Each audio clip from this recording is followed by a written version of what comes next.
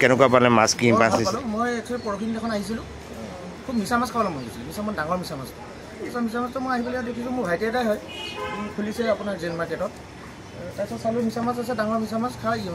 ঘৰলৈ গৈ পেলাই নিলোঁ নি পেলাই আপোনাৰ ঠাণ্ডা পানীত তিয়াই দিলোঁ তিয়াই পেলাই জাষ্ট দিয়াৰ পিছতে আপোনাৰ মাছটো একদম ফ্ৰেছ একদম মাছ যেনেকৈ আমাৰ একদম ঘৰত যেনেকৈ আমাৰ মানে পাওঁ কিনিবলৈ তেনেকুৱা ফ্ৰেছ মাছ তাই এনেই কাটি পিচ কৰি পেলাই খালোঁ বহুত ভাল লাগিলে খাই আজিকালি দেখা গৈছে ফৰ্মেলিন ইউজ হয় মাছত কি ক'ব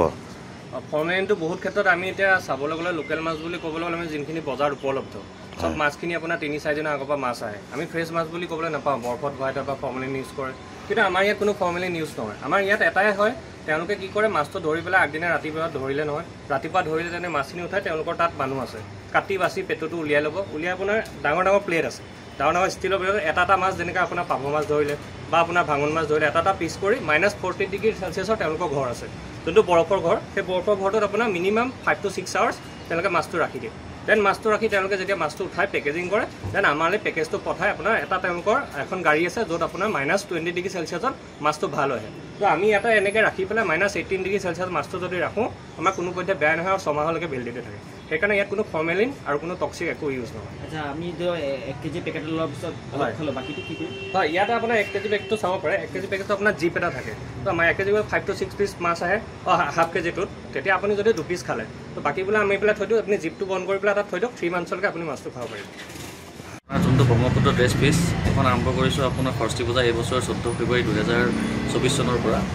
এইটো আমি একচুৱেলি আমি আগৰ পৰা কৰি আছিলোঁ আপোনাৰ ছেপ্টেম্বৰৰ পৰা যোৱা বছৰ 2023 ছেপ্টেম্বৰৰ পৰা তো এতিয়া আমি নতুনকৈ কাউণ্টাৰ এটা খুলিছোঁ এইটো গোলাঘাটত ডিষ্ট্ৰিক্টত প্ৰথম আপোনাৰ জেল মাৰ্কেটত খোলা হৈছে ৰুম নম্বৰ 164 ইয়াত আপুনি সকলো ধৰণৰ লোকেল মাছ পোৱা যাব আপোনাৰ ৰৌ বাহু ডাঙৰ মাছ বৰালি আঢ়ি পুঠি মিছা ডাঙৰ মিছা ককিলা পাভ সকলো ধৰণৰ মাছ ইয়াত পোৱা যাব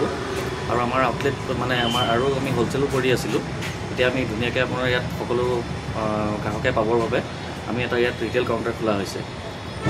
ইলিছ পোৱা যাব ইলিছ পাব ইলিছ আমাৰ আহে আপোনাৰ যোনটো বাংলাদেশৰ ইলিছ আহে আৰু এইটো আপোনাৰ গোটেইটো কমপ্লিট লোকেল মাছেই হয় যোনটো আপোনাৰ কোনো ফৰ্মেলিন বা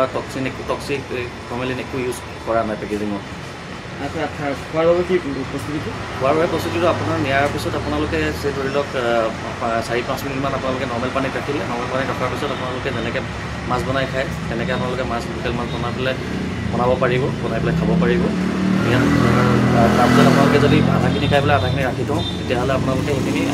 আপোনালোকৰ নৰ্মেল ফ্ৰিজৰ আইচ বক্সত ৰাখি থ'ব পাৰিব সেইখিনি কোনো ধৰণৰ বেয়া নহয় ৰেটবোৰ কেনেকুৱা ৰেটবোৰ আপোনাৰ 100 টকাৰ পৰা আছে সৰু মাছ 150 টকা আৰু আপোনাৰ ডাঙৰ মাছৰ আধা কেজি 350 টকা 500 টকা তেনেকৈ বিভিন্ন ধৰণৰ মাছৰ বিভিন্ন ধৰণৰ ৰেট আছে যোগাযোগৰ নম্বৰ কিবা আছে নেকি যোগাযোগৰ নম্বৰ হৈছে 9864460337 আপোনাৰ পৰিচয়টো মোৰ পৰিচয় শ্ৰীনিবাস বৰুৱা কি নিয়াৰ বাই কিবা আছে নেকি নিয়াৰ বাই আপোনাৰ গোলাঘাট পুলিচ ষ্টেচন গোলাঘাট থানাৰ সন্মুখত